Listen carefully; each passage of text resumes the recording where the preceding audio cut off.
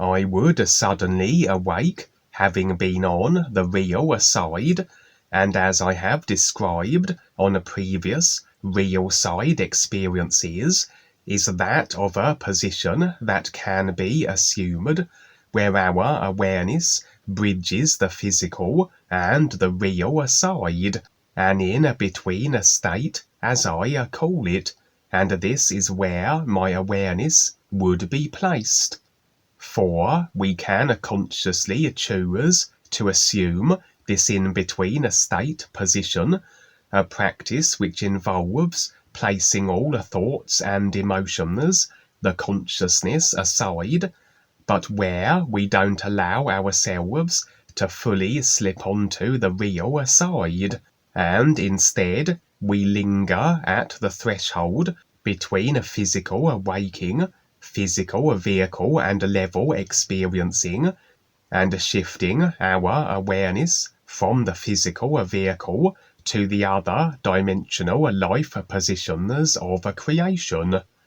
And as we maintain this position, so we will experience real side bleedovers, features that filter into the physical level of view we are holding to, features and indeed individuals that would be present within whatever real side scenes and environments they would be operating in, were we to allow ourselves to go fully onto the real side.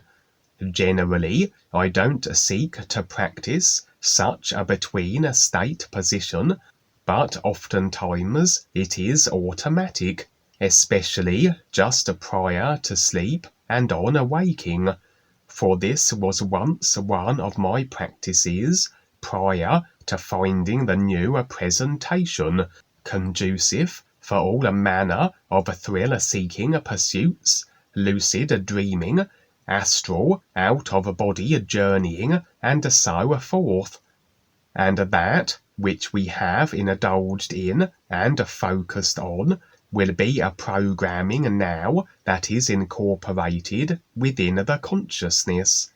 Hence how on occasion I find myself in the in-between state without consciously setting the intent to do so, although it does afford certain insights that my personal self can be made aware of. For as we go on to the real side, we can receive quite the array of experience, but we may forget certain details amidst all that is transpiring, and as I said, certain features and individuals will manifest as real side bleedovers onto the physical, where we find ourselves in the in-between state. I've rather concluded that these bleedovers are not random, but rather the real guides taking advantage of this in-between state and isolating certain features from the real side then that I will be made aware of, as the guides will cater their methods to suit each unique individual and how they have developed their consciousness, etc. And recently, it seems, I am spending a few moments in this between state rather frequently, and the guides presenting certain features from the real side on the physical, or allowing other beings to manifest as I have shared. For as you can imagine, a radioactive man suddenly appearing in my bedroom on the physical, as which occurred and I have shared previously, will somewhat stick in the mind, as the being is somewhat out of place. But were he to feature on the real side as a part of all that I also experienced there, the possibility exists I may have overlooked or forgotten about him on awaking. On this occasion, as I awoke briefly and found myself in the in-between state, would I be aware of a real side bleed over onto the physical level, in this case, a kind of a demonic entity. It had been years since I have had a physical level entity issues, stemming from my days of astral projection practices, as such can create portals allowing entity access. But recently did a StepUP reptilian assist a group and myself in removing an entity that had attached, that although one that wasn't especially troublesome, still wasn't the sort of being you want lingering around. I have the impression that I have drawn the attention again of certain entity, demonic type beings through what I am doing, presenting the ears multi-dimensionally. For we surely bother every being and body type, and some are inclined to be a little more forward and direct in expressing their discontent with our activities. And through my various past lifetimes, through my various previous indulgences, do I present as a somewhat of an open door to such beings, that although as we proceed to release agreements and attachments with all ideas of the consciousness, past lifetime affiliations with beings of all types, and agreements secured to certain body types through certain practices that are connected with them, which will have us then closing these open doors, as without the idea agreement that is the body type, so they can't feature in our experiences unless we consciously decide they can. Evidently, there is still much of my consciousness to face and release, and as I am proceeding, so it's as though another Pandora's box has been opened, where even more past lifetime idea agreements that include demonic entity-like beings are to be faced and released.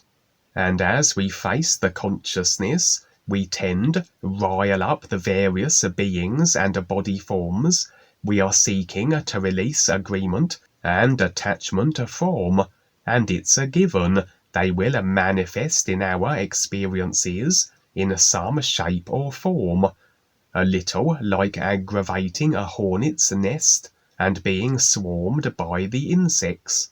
And although I wouldn't be able to perceive the body form of this demonic entity, it was more an ominous presence, its actions would be audible. Sometimes what we visually see in these in-between states, the bleed-overs, will not be visible to onlookers who say are operating fully within the physical level presenting body-vehicle mechanics, and the same can hold true for smells or sounds, but not always, depending on the sensitivities of the physical level operating onlooker, or the ability of the being to impact the physical from the real side. This entity would be rather noisy indeed, banging my walls and producing a dragging sound that gave indication as to its body form. As from this sound I could picture a kind of slug-like serpentine body as it effectively circled my bed. And it must be remembered, it isn't operating on the physical, it is on the real side. It is a physical level bleed-over, and whatever limitations that exist on the physical, that of obstacles, and indeed space availability, do not apply. Interestingly, it set my asthma off, a condition I have developed in recent years, suggesting again the possibility as to the source of my respiratory issues, or at least as a contributory factor. For on previous experiences was it revealed to me that partially it is the actions of other beings on the real side, their attacks, etc., that impact my physical body in this manner. Evidently, this was the reason for my finding myself in the in-between state, to be made aware of another entity making its presence known, through my continued facing and releasing of the created consciousness, a manifestation then of the process. I would move my awareness to the real side fully, finding myself with a large group of what impressions revealed were those stepping up and becoming more aware, although their identities wouldn't be made apparent to my personal self. I would be in the form of the actor Russell Crowe, and specifically as he is portrayed in the movie The Pope's Exorcist. I even was speaking with the accent he adopted for the movie. This was further verification of my process of awareness, the releasing of idea agreements and attachments pertaining to specifically association with demonic entities. As the movie revolves around the Russell Crowe character as a religious exorcist, releasing various individuals from demons that have attached to them. The group then very likely facing similar agreements that involve entities and demons. We were positioned in a jungle setting, and I was taking the lead, navigating through the obstacles it presented as the obstacles that are the agreements that we sought to release, to assume the standing as the beings of light we actually are, I would suggest. And my sense was that I had done this before, this exact same procedure, and how it presented itself in this simulated way, either indicating a past lifetime or position where I was attempting this process of awareness and for whatever reason forfeited it, or that, as we are this isness, everything real awareness, every idea and intentionality, everything is available from that position, so there isn't anything that isn't present in the endless nowness of the true being position. Thus, there can't really be anything that doesn't seem familiar. But anyway, as the visually obscuring foliage gave way, what was revealed would be a huge mountain, and we were to ascend it. That although emotion has nothing to do with becoming that which we actually are and recognizing the is, very often such is presented literally as the ascension of mountains on the real side, as an indication as to what the experience represents. Realistically, all experiences represent and are ultimately for the purposes of is recognition, all as comparative tools, but this overall experience was specifically a releasing of attachments and ideas, that as we release these ideas, we remove that which obscures our standing as the real awareness beings we are, and from there we decide to recognize the is we are a part of, the mountain symbolically representing the is, now apparent as the idea foliage obscuring it had been navigated through. And indeed, would the side of the mountain suddenly gleam with a dazzling golden light, a colour very much associated with the true reality. The literal mountain ascension idea would in fact be continuous, as the process of awareness and is recognition is as endless as the ears itself. The scene would fade, however, and now I would find myself in quite the contrasting situation indeed, from the golden mountain of the ears to a kind of hellish realm.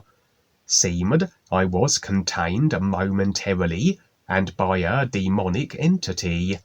I am uncertain if it was the same being that visited my bedroom in my in-between state. If it was, then this suggested agreements in association with it that were as yet unreleased. The jungle trek was representing that very process for the group and myself, that of specifically idea agreement releasing pertaining to these type of body forms. Perhaps then another demon, another hornet I had shaken out of the nest, and was making its displeasure at my actions known. Nothing can be experienced without agreement. Everything that transpires between individuals is agreement dependent. The very agreements we seek to release, which would then ultimately render all beings and body types incapable of doing anything to us in creation, unless we permit it consciously. That this particular dark being could contain me in an equally as dark realm or area of creation indicated agreement to its power over me, that expressed in not only its ability to do this, but to also possess me in that moment, as my impressions suggested was taking place. I'm uncertain how this will manifest itself, a demonic possession, but then this process of agreement releasing will surely include an addressing of this situation, probably the sooner the better by my estimation. But for now I would find myself as though in a kind of visual darkness. Nothing was discernible. I wasn't aware of the agreement being released as yet, but then, if our intent remains placed with the ears, then everything must follow such an intent placement. In regards to his recognition, this would include releasing all these agreements that deny us this real positioning. So really, it is an automatic process, as simulation experience must always follow intent, assuming the intent is sincere and maintained, and we need not overly concern ourselves with the process and how it experientially presents itself. Although we may be facing these agreements, but we do have to consciously decide their release also, and some may take longer to release than others, especially where emotional attachment has made them more poignant. But for now, the darkness would give way to another scene. It was an interesting situation, as it presented as though a kind of a theme park, with the various rides and attractions available. Generally, creation can be represented as theme parks on the real side, the various rides and attractions being the laws that hold us to a creation. Most of the rides tend to go around in circles within strict design parameters, where the only option is to go on the ride again, or choose a different but equally as limited and going nowhere ride. The amusement park would be teeming with individuals that, although then representing those that were creationally bound, my impressions were that all present in this particular theme park were those on the verge of stepping up and becoming more aware. They just required the references, the information to get going, as the personal self must first be introduced to and become familiar with the literal references before the individual can begin to recognize their real awareness, true being selves, aside from all created ideas. And amidst these individuals would be the dark forces, various body forms, reptilian, human, etc., all sporting military outfits, presenting very much as creational enforcers, their purpose to keep all beings as acquiescent, agreeable slaves, which ensure that the dark forces' positions of power are perpetuated. In the theme park, however, the dark forces were in the role of security, maintenance crew, the ride attendants, but the representation glaringly apparent. They were there to keep the masses creationally enthralled and captivated, and to bring back in line those that are deviating from their agreements with the dark forces. As I said, it seemed the purpose of my presence was to provide all the individuals within the theme park with these references, and the dark forces also, if they would care to listen. But my impressions were it would be the enslaved individuals, all of which appeared to be human, that were ready and receptive to the opportunity of becoming more aware.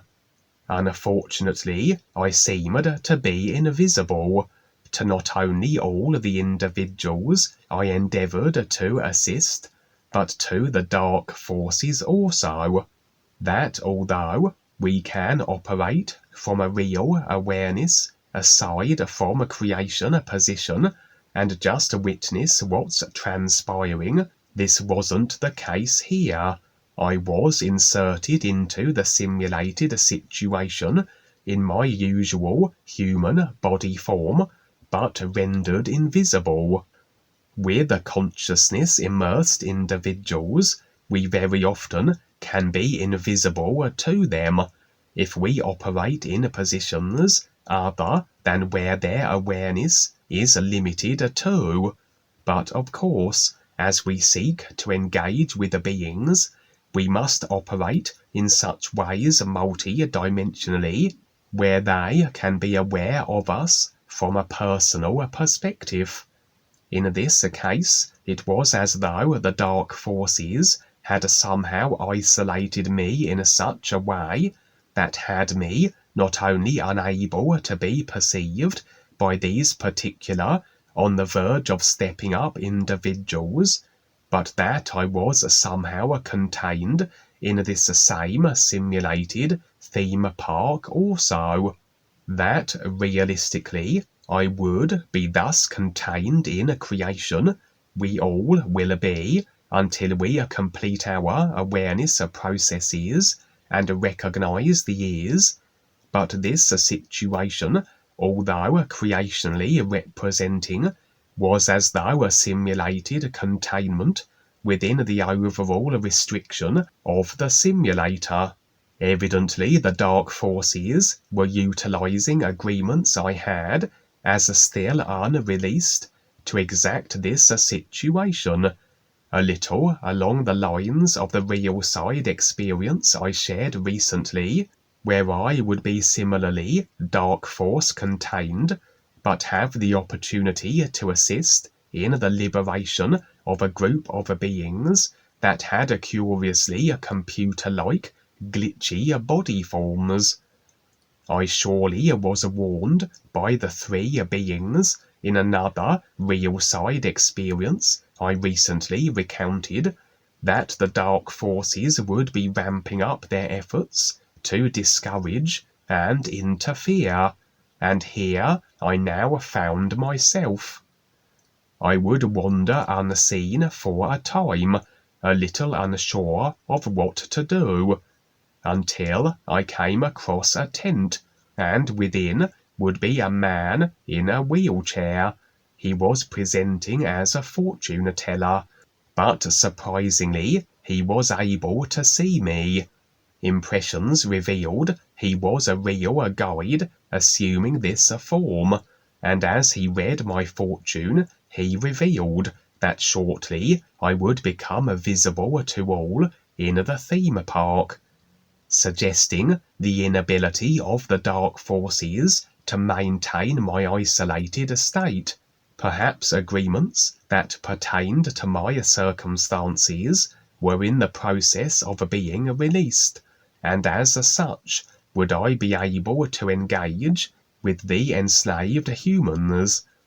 There was one other being who could see me, but like me was invisible to all in the park. His purpose, however, was to regulate and keep me in check. He was a huge individual who I can best describe as looking like how ogres are depicted. His function was to keep an eye on me, but due to my shortly shaking off my imposed invisibility, so he was moved to attack me instead.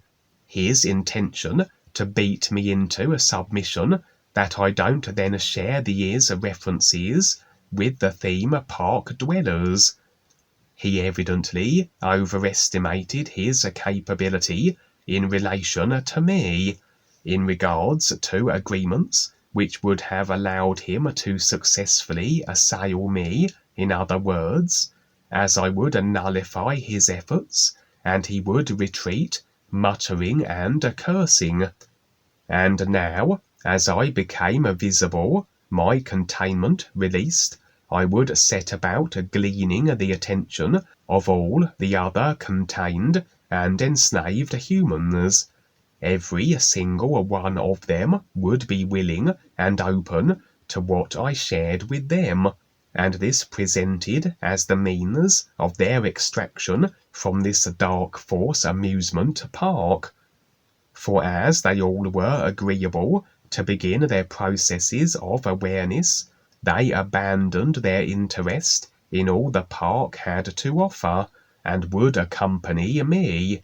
I led them to another park ride, a kind of a monorail train, but unlike the other rides, this one wouldn't simply encase the park dwellers in rides that went nowhere, that went in circles, for this train would take every individual beyond the park's restricting confines, and to what lay beyond, the unknown, that which was aside from each park dweller's created consciousness. Naturally, we encountered resistance. The park security, the maintenance crew, the ride attendants, the creational dark enforcers now adamant in preventing their slaves from evacuating what was in actuality a prison yard, regardless of how thrilling and captivating were the amusements and distractions it provided. Unfortunately for the dark forces, each individual is the decider of themselves and their experience, and realistically they can do nothing to prevent creational extraction if the individual is adamant in their intent to do so, to recognize the ears, etc. That the dark forces were in the roles as theme park workers, also representing how they too have mired themselves into a creation through their inclination to maintain the restrictions of others, as they also were resigned to restricting positions, symbolically here as the maintenance crew, the attendants, etc. As I was visible to the dark force park crew also, they would focus their attacking efforts on myself. as I was clearly the one disrupting their controlled theme park situation. But for each of them that attempted to assail me, I would simply lock eyes with them and as though induce a kind of hypnotic trance, which nullified and pacified the dark force individual immediately. We would make it eventually to the exit train. All the humans would clamber aboard. Alas, no dark force individual had chosen to join us. Content were they to maintain their limited positions. The train would begin to move, in the form more of an advanced shuttle, and as we proceeded, it was as though the very theme park we were evacuating from was crumbling, the rides exploding, debris scattering everywhere, perhaps indicative of the humans releasing attachment to it, perhaps a further verification of the simulator on the verge of implosion, with now being a very prescient moment to remove oneself from it. The humans were somewhat in states of alarm and panic as this was taking place. They were, after all, just beginning their awareness processes, now that they had been afforded the prerequisite references and literal information. But for every bit of debris that threatened to smash into the train, so I would raise my hands and prevent its impact. Also, we would pass through an area of the park that contained colossal monstrous creatures. These represented, I would suggest, the employed fear-inducing tactics, which serve as deterrents where the releasing of agreements to the dark forces are concerned. One of them would charge the train and threaten to derail it. It looked like a cross between a dinosaur and a rhino, easily the size of a house. I would utilize the same method as I had with the attacking dark force agents, placating the beast with a form of hypnosis. So perhaps these creatures in fact represented expressions of the dark forces, masquerading in these intimidating forms. But anyway, during the Exodus, would I continue to share these references, explain the mechanics of creation, etc. I also would specifically mention the impending alien armada set to arrive on Earth and make their presence known on a global scale, a theme that has been relatively a constant in my real side experiences of late. That although my personal self wouldn't know all the specifics, the real awareness would, and provide a potential time frame of when this would be set to occur, as I would inform all the humans that within 1 year or 2 at maximum would the fleet arrive, assuming they didn't decide differently, or that the dark forces didn't determine a means of preventing this event. And indeed, the train would be exiting now the theme park as it continued to self-destruct, transporting us through space, through dimensions, a very colourful visual array of stars and light, and where it terminated would be on a planet or other. I would stand with all the humans that had embraced their awareness processes, and we were positioned high up on a mountain overlooking the valleys below of the planet we were on, a very vibrant world, lush with plants, trees, etc. But our attention was drawn to the skies, that as though confirming the upcoming alien armada fleet event, would the sky be filled with all the various alien craft that would be part of the fleet in all their myriad designs, representing all the species that would be involved, and there the experience ended. Okay, wow, another super movie, Kevin. And it's good to hear that the invasion is coming. And so we'll see what happens here. We're going to have a lot of fun. That's terrific, all the detail that you gave.